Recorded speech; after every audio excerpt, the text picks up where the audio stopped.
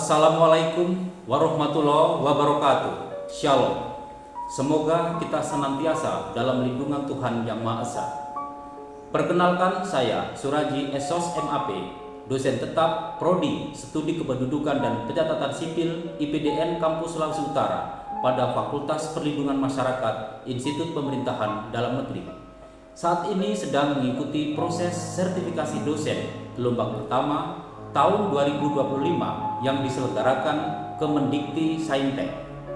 Dalam rangka penyusunan dokumen pernyataan diri dosen unjuk kerja Tridharma Perguruan Tinggi sebagai persyaratan, maka selanjutnya saya akan memaparkan salah satu matkul yang saya ampu, yaitu Pemerintahan dan Pembangunan Desa.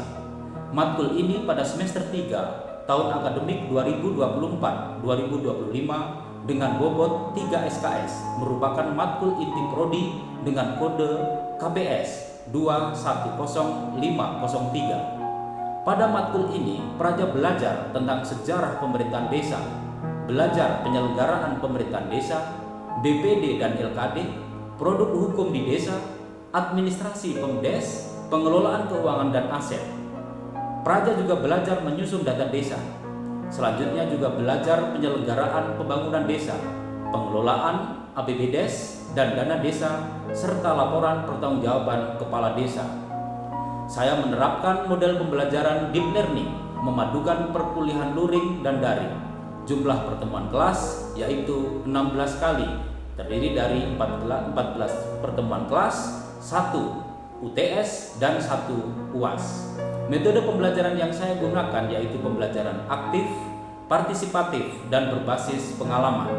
Pada perkuliahan luring menggunakan teknik ceramah interaktif untuk memahami berbagai konsep, teori, diskusi studi kasus, presentasi, project basic learning, dan praktek terbimbing serta simulasi. Praja dapat mengakses RPS, tugas, dan pengumpulan tugas menggunakan aplikasi Siap. Praja dapat memanfaatkan perangkat IT untuk mencari referensi buku dan artikel ilmiah. Capaian pembelajaran lulusan prodi pada matkul ini pada aspek sikap, yaitu menjunjung tinggi nilai kemanusiaan dalam menjalankan tugas berdasar agama, moral, dan etika. Pada aspek pengetahuan, yaitu menguasai berbagai konsep teoritis tentang pemerintahan dan pembangunan desa. Pada aspek keterampilan umum, yaitu mampu mengidentifikasi permasalahan berdasarkan data dan sesuai peraturan perundang-undangan, serta mampu menyusun laporan analisis di bidang pembangunan desa. Pada aspek keterampilan khusus, yaitu mampu menunjukkan kinerja mandiri, bermutu, dan terukur. Adapun untuk capaian pembelajaran mata kuliah, yaitu 1. Mampu menjelaskan sejarah perkembangan dan landasan hukum Pemdes. 2. Mampu menjelaskan SOTK, tugas dan fungsi, kewenangan Pemdes, Badan Permusyawaratan Desa, dan lembaga kemasyarakatan desa. 3. Mampu menyusun, menggunakan, dan mengevaluasi pengelolaan keuangan desa, aset desa, produk hukum desa, dan administrasi Pemdes. 4. Mampu menganalisis data desa meliputi data kependudukan, fasilitas, sarana dan prasarana pemerintahan, keadaan sosial, dan data potensi ekonomi desa. 5. Mampu merencanakan pembangunan desa mulai dari tahapan perencanaan, pelaksanaan, dan pengawasan. 6. Mampu menyusun APBDes, pengelolaan dana desa, dan menjelaskan tentang laporan pertanggungjawaban penyelenggaraan pemerintahan oleh kepala desa. Media pembelajaran yang digunakan yaitu modul RPS, peraturan perundang-undangan, PPT, contoh studi kasus, artikel ilmiah, dan video pembelajaran. Adapun untuk ruang lingkup materi pembelajaran terdiri dari 10 pokok bahasan, mulai dari sejarah perkembangan pemerintahan desa sampai dengan laporan pertanggungjawaban penyelenggaraan pemerintahan oleh kepala desa. Pada materi kuliah ini, rancangan tugas yang diberikan kepada praja disusun dengan kriteria yang jelas, yaitu ketepatan, ketajaman analisis, dan kreativitas sesuai grading scheme competition melalui presentasi dan pembuatan makalah atau esai. Adapun untuk penilaian mata kuliah meliputi 4 komponen utama, yaitu ujian tengah semester dengan bobot 35%, ujian akhir semester dengan bobot 45%, tugas terstruktur dengan bobot 15% dan kehadiran dengan bobot 5%. Melalui pembelajaran mata kuliah pemerintahan dan pembangunan desa ini, saya berkomitmen untuk menciptakan pembelajaran yang berpusat pada praja, menyiapkan lulusan yang mampu berpikir kritis dan adaptif, lulusan yang siap bekerja sebagai ASN yang profesional di lingkungan instansi pemerintahan. Maka untuk selanjutnya, mari kita simak video pembelajaran mata kuliah pemerintahan dan pembangunan desa berikut ini. Lapor kelas I2 jumlah 18, keterangan hadir lengkap, siap mengikuti perkuliahan. Sebelum mulai kegiatan perkuliahan, pimpin berdoa. Kerjakan. Kerjakan. Mengawali perkuliahan, berdoa dimulai.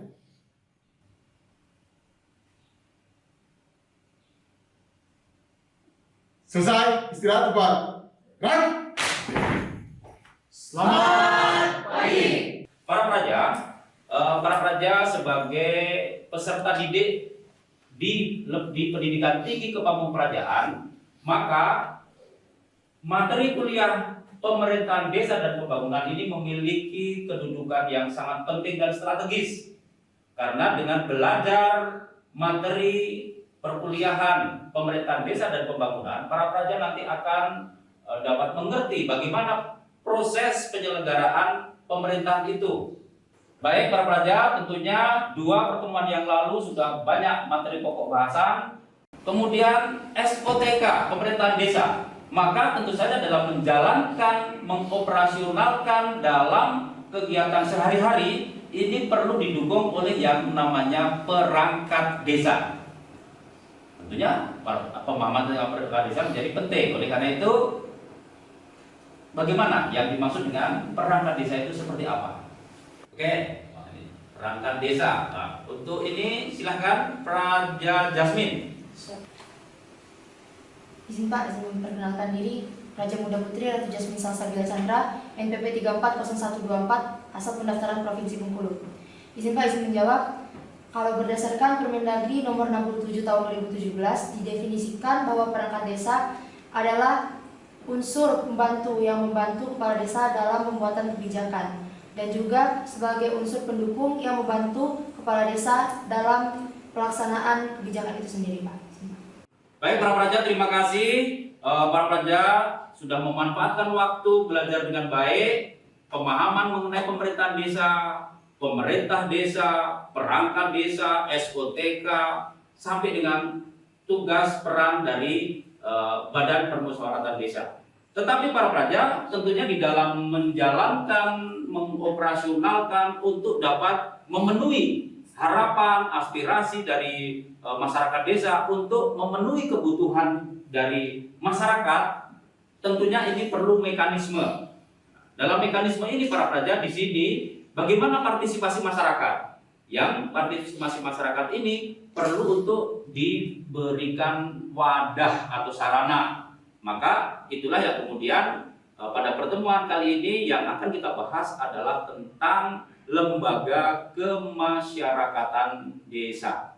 Mari kita mulai membahas tentang lembaga kemasyarakatan desa. Kita awali dari definisi atau pengertian lembaga kemasyarakatan desa,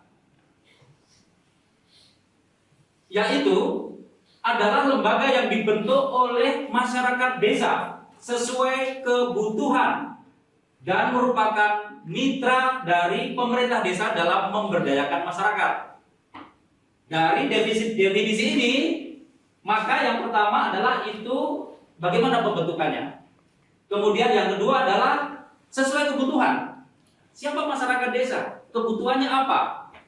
Dan selanjutnya adalah merupakan mitra. Dalam hal apa? Dalam hal pemberdayaan masyarakat. Untuk apa perlu seperti ini? Karena dengan demikian nanti sudah representasi dari masyarakat dan kemudian dapat kebutuhannya apa, sehingga nanti dengan pemerintah desa sebagai penanggung jawab utama dari pemerintahan desa itu sendiri nanti akan sinkron, akan seiring sejalan dalam rangka terpenuhinya tujuan. Sebagai mitra, maka mitra ini tentunya ada nanti akan pengelompokan. Karena namanya kemitraan tentunya akan sesuai. Nanti yang generasi mudanya, siapa mitranya, yang generasi tua, siapa mitranya, ibu-ibu, siapa mitranya, dan lain sebagainya. Secara regulasi, lembaga pemasyarakatan desa ini karena dia merupakan bagian implementatif dari pemerintahan desa, maka dia diatur secara teknis itu melalui peraturan Menteri Dalam Negeri. Hal ini karena apa? Karena peraturan Menteri Dalam Negeri ini dia nanti akan membina pemerintahan daerah. Pemerintah desa termasuk bagian dari pemerintahan daerah, yaitu dengan peraturan Menteri Dalam Negeri nomor 5 tahun 2007. Ini bisa dengan mudah para pelajar download dan bisa dibaca sehingga secara detail itu bisa lebih dipahami. Pembentukan LKD tentunya memiliki peran yang sangat penting karena memiliki tujuan. Tujuan pembentukan LKD itu sendiri, para pelajar, tidak hanya satu tetapi ada beberapa yang terkait dengan masyarakat. Praja Samuel, Siap. silakan. Apa saja maksud dan tujuan daripada pembentukan lembaga kemasyarakatan desa? Silakan, Praja Samuel. Izin Pak, izin menjawab. Pembentukan LKD dimaksudkan untuk yang pertama meningkatkan pelayanan masyarakat, yang kedua meningkatkan peran serta masyarakat dalam pembangunan, yang ketiga pengembangan kemitraan, yang keempat pemberdayaan masyarakat, yang kelima pengembangan kegiatan lain sesuai dengan kebutuhan dan kondisi masyarakat setempat. Izin Pak. Tujuan pembentukan yang pertama yaitu adalah peningkatan pelayanan masyarakat. Dalam hal ini masyarakat itu siapa? Tentunya masyarakat ini sangat majemuk, sangat kompleks. Mulai dari dilihat dari usia, umur. Ada yang kategori mulai dari balita, anak-anak, remaja, orang tua sampai dengan lansia. Tentunya nanti wadahnya berbeda-beda antara satu dengan yang lainnya, sehingga dalam konteks peningkatan pelayanan kepada masyarakat ini semua dapat dilayani, dapat dibantu. Selanjutnya, tujuan pembentukan yang kedua adalah peningkatan partisipasi masyarakat dalam pembangunan. Partisipasi masyarakat atau peran serta dalam pembangunan ini menjadi salah satu implementasi dari pembangunan itu. Asasnya adalah partisipatif. Masyarakat harus berpartisipasi. Dalam hal ini para pelajar, dalam kenyataannya, dalam realitanya, apakah kemudian semua masyarakat itu dengan sukarela berpartisipasi? Tidak. Selanjutnya adalah bagaimana pengembangan kemitraan.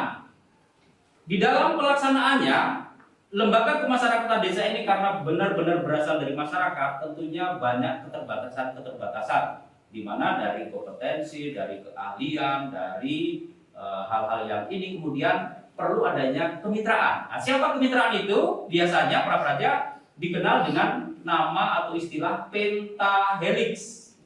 Siapa saja itu? Yaitu komponen-komponen yang dapat berperan serta dalam kegiatan ini, kegiatan yang membantu LKD. Yang pertama adalah pemerintah. Pemerintah dengan program-programnya. Kemudian yang kedua adalah masyarakat itu sendiri punya inisiatif kegiatan apa. Selanjutnya swasta. Swasta yang memiliki usaha yang berhasil, mungkin dia punya perusahaan di situ, dia bisa membantu untuk menjadi mitra dari LKD. Selanjutnya yang keempat adalah akademisi atau perguruan tinggi. Nah, seperti IPDN misalnya, dia punya kewajiban moral untuk memberdayakan atau untuk ikut serta dalam sebagai mitra dari LKD. Seperti kita ketahui, kita ada 2 desa, ada desa Tampusu, desa Kasuratan, mereka punya LKD. Nah, IPDN disinilah bisa berperan, termasuk para pelajar. Dan yang kelima adalah media massa. Karena apapun kegiatan, itu peran media massa itu sangat penting. Publikasi sehingga diketahui oleh khalayak, sehingga mereka tahu ternyata pengembangan ataupun LKD itu tetap jalan dan mampu meningkatkan kesejahteraan masyarakat dalam memenuhi kebutuhannya. Tujuan pembentukan yang keempat adalah pemberdayaan masyarakat.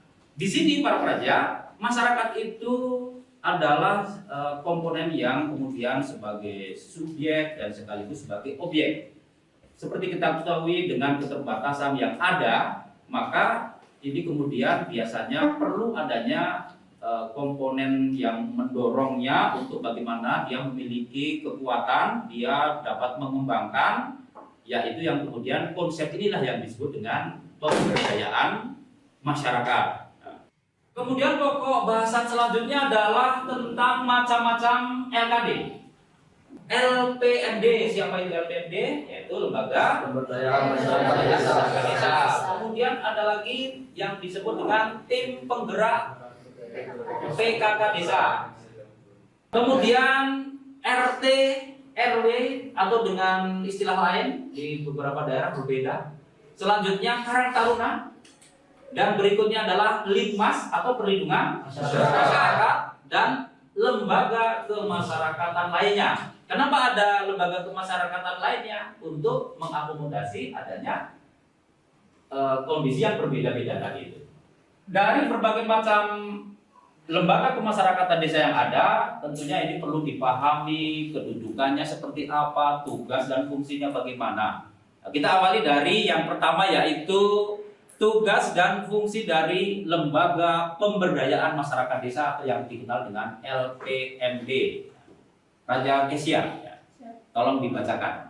Izin Pak, untuk tugas dan fungsi Lembaga Pemberdayaan Masyarakat Desa, yaitu ada tugas yang pertama menyusun rencana pembangunan secara partisipatif, yang kedua menggerakkan swadaya gotong royong masyarakat, yang ketiga melaksanakan dan mengendalikan pembangunan. Selanjutnya ada fungsi yang pertama penampungan dan penyaluran aspirasi masyarakat dalam pembangunan, yang kedua penanaman dan pemupukan rasa persatuan dan kesatuan masyarakat dalam kerangka memperkokoh NKRI, yang ketiga peningkatan kualitas dan percepatan pelayanan pemerintah kepada masyarakat, yang keempat, penyusunan rencana, pelaksanaan, pelestarian, dan pengembangan hasil-hasil pembangunan secara partisipatif.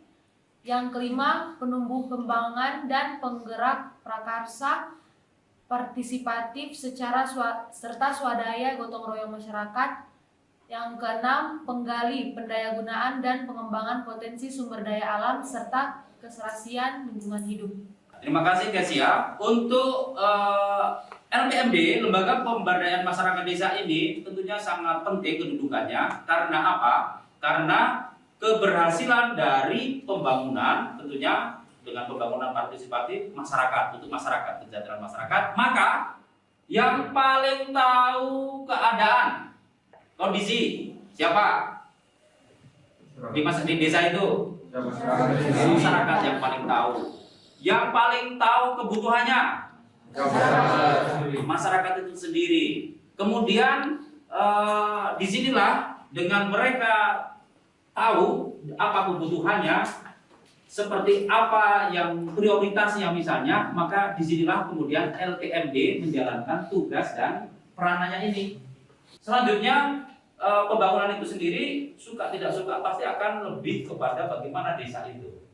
Tentunya berbeda-beda, desa pertanian, desa yang mengandalkan perkebunan, mengandalkan sektor jasa misalnya, maka potensinya seperti apa. Sehingga dengan memahami potensi yang ada ini dapat diberdayakan, dapat digunakan untuk pembangunan. Selanjutnya, jenis macam LKD yang lainnya adalah disebut dengan TPPKK. Apa itu TPPKK? Tim Pemberdayaan dan Kesejahteraan Keluarga. Artinya apa, para pelajar? Disinilah kemudian keluarga ini menjadi salah satu fokus. Ini juga sesuai dengan visi-misi pembangunan yang saat ini ke arah pembangunan sumber daya manusia, kependudukan ya, dan ini intinya keluarga. Bagaimana keluarga? Maka ini LKD yang kemudian menjadi sarana untuk ini adalah PKK ini, tim penggerak PKK. Era sekarang ini banyak masalah-masalah yang dihadapi, mungkin dari aspek kesejahteraan yang kurang, kemudian permasalahan-permasalahan keluarga, maka perlu adanya bimbingan dan motivasi. Seperti apa menyelesaikannya? Karena inilah adanya misalnya konseling. Kemudian bagaimana program kerja itu dapat dilaksanakan. Disinilah kemudian peran pemerintah desa, kepala desa, sekretaris desa maupun pejabat-pejabat terkait pemerintahan, pemberdayaan itu bisa mensupport dari tim penggerak PKK ini untuk kegiatannya, untuk didukung, untuk dibantu dan lain sebagainya. Ini juga nanti ada administrasinya. Semua kegiatan-kegiatan itu harus dapat dipertanggungjawabkan. Nah, salah satunya adalah melalui administrasi ini, tertib administrasi. Sehingga inilah yang kemudian peran dari pejabat penanggung jawab, yaitu kepala desa, menjadi sangat penting. Siapapun yang menjadi kepala desa, dia akan langsung berperan sebagai yang namanya ketua dewan penyantun. Selanjutnya saya akan menjelaskan tentang tugas dan fungsi dari lembaga kemasyarakatan desa yang disebut dengan Karang Taruna. Karang Taruna itu merupakan wadah untuk pengembangan generasi muda. Generasi muda untuk dia bisa bertanggung jawab. Bisa bertanggung jawab, kemudian untuk dia juga dapat membantu untuk bagaimana kesejahteraan sosial dapat diwujudkan. Selanjutnya jenis macam lembaga kemasyarakatan desa yang berikutnya adalah LIMMAS, yaitu perlindungan masyarakat, dengan tugas dan fungsi yang biasanya terkait dengan kegiatan-kegiatan yang diselenggarakan oleh masyarakat, oleh pemerintahan. Nah, biasanya kan ada kegiatan semacam keramaian, pasar malam, apalagi kalau di desa itu pernikahan, festival seni, budaya, gerak jalan, kayak olahraga bersama, pertandingan-pertandingan. Maka fungsinya tidak jauh dari itu. Kalau anggota LIMMAS biasanya membantu petugas kepolisian, mengatur lalu lintas. Apa saja yang bisa dilakukan oleh Karang Taruna? Menyelenggarakan usaha kesejahteraan sosial yang biasanya sederhana saja. Kalau di desa-desa itu mungkin pas ada kegiatan biasanya pemuda-pemuda itu nanti jual-jual kue, kemudian dijadikan sebagai pedoman untuk bagaimana kegiatannya, sehingga peran dari LKD ini dapat dilaksanakan dengan baik dan dapat untuk membantu pemerintah desa dalam mewujudkan tujuannya. Baik para peraja, untuk pokok bahasan ruang lingkup pembahasan dari materi tentang lembaga kemasyarakatan desa sudah jelas dari definisinya, kemudian kedudukannya, selanjutnya tujuan pembentukannya, kemudian tugas fungsi yang dilaksanakan oleh masing-masing LKD ini seperti apa. Tentunya dari beberapa penjelasan tadi itu, mungkin dari pengalaman praja, mungkin dari membaca artikel yang sudah pernah dibaca oleh praja, ataupun pengalaman pribadi. Ada hal-hal yang kemudian penjelasan tadi yang ini mungkin ingin lebih detail, lebih jelas, atau seperti apa. Silakan para praja untuk dapat bertanya tentang materi, terkait materi. Izin Pak, izin memperkenalkan diri, Praja Muda Reuni Deni Putri, NPP 340362, asal pendaftaran Kementerian Agama. Izin Bapak, izin bertanya, terkait pemaparan Bapak tadi, saya jadi cukup penasaran. Sebenarnya sejauh mana TPP-KKK itu terlibat dalam perencanaan dan penganggaran desa? Apakah sudah cukup partisipatif atau hanya sebatas ini? Demikian. Terima kasih. Kemudian pertanyaan tentang keberadaan dan peran dari TPPKK. Apakah hanya sekedarnya atau seperti apa? Para praja, IPDN Kampus Sulawesi Utara mendidik para praja yang program studinya adalah studi kependudukan dan administrasi sipil. Di mana era saat ini pemerintah salah satu prioritas utama yang kemudian menjadi hal yang selalu disosialisasikan ke masyarakat adalah fokus kepada yang namanya pembangunan kependudukan. Dan intinya apa? Adalah bagaimana peningkatan sumber daya manusia. Para praja ketahui sendiri permasalahan yang ada, yang saat ini ada dua permasalahan, yaitu stunting, yang kedua adalah kemiskinan. Untuk menyelesaikan permasalahan itu tidak semudah membalikkan tangan, tidak hanya sekedar tidak hanya sekedar wacana, tetapi perlu aksi nyata. Nah, disinilah para pelajar, kemudian pemerintah yang bekerja sama dengan masyarakat, dengan swasta, dengan perguruan tinggi dan media massa melalui program-program nyata itu perlu dukungan, termasuk salah satunya PKK.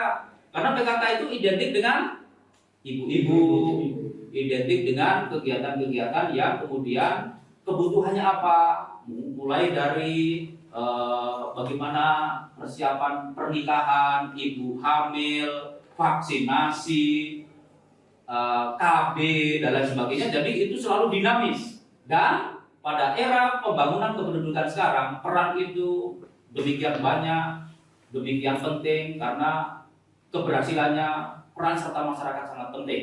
Masyarakat ini berupaya kemudian dengan kerjasama pemerintah, program-programnya dijalankan dengan jelas, melibatkan pihak-pihak terkait dengan pemerintahan, dinas-dinas, kecamatan, mitra-mitra lain. Saat ini semuanya berfokus kepada pembangunan kependudukan. Jadi tim penggerak PKK kedudukannya saat ini sangat strategis sebagai pendamping, karena yang langsung mendampingi, sehingga kegiatan-kegiatan yang ada posyandu, penyuluhan KB dan lain sebagainya itu dapat dijalankan, sehingga permasalahan-permasalahan yang ada dalam stunting, gizi, kemudian kemiskinan, kemudian usaha-usaha ekonomi, pemberdayaan yang ada dapat dilaksanakan. Baiklah para pelajar, hari ini pada pertemuan ketiga kita sudah membahas tentang lembaga kemasyarakatan desa. Sekali lagi ini merupakan bagian dari materi kuliah pemerintahan desa dan pembangunan yang nantinya dari materi yang sudah ada ini pada pertemuan-pertemuan yang selanjutnya para pelajar nanti sudah akan mengarah bagaimana pemerintahan desa itu diselenggarakan, baik itu dengan administrasi desa, kemudian produk hukum di desa, pengelolaan keuangan, APBDes dan berikut-berikutnya. Jadi materinya selalu terkait, kemudian berkesinambungan, karena ini merupakan dasar yang baik bagi para pelajar yang nantinya akan bertugas di pemerintahan untuk dapat nanti memiliki kompetensi yang diharapkan dimiliki dan dapat berperan dengan baik. Demikian untuk materi hari ini. Terima kasih atas pertanyaan-pertanyaannya.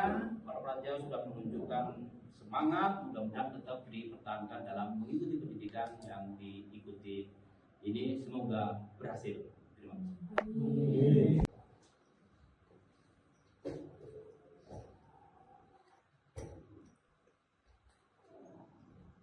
Perkuliahan telah dilaksanakan, laporan selesai. Terima kasih. Setelah itu dapat menyesuaikan dengan agenda kegiatan selanjutnya. Kerjakan. Kerjakan. Mengakhiri perkuliahan, berdoa dimulai.